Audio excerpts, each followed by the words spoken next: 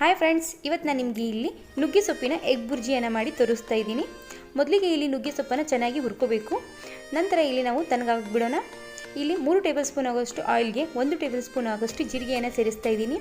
ನಂತರ 2 ಮೀಡಿಯಮ್ ಸೈಜ್ನ ಈರುಳ್ಳಿಯನ್ನು ಹಾಕ್ತಾ ಇದ್ದೀನಿ. ಫ್ರೆಂಡ್ಸ್, ಚೆನ್ನಾಗಿ ಕಲರ್ ಚೇಂಜ್ ಆಗಬೇಕು.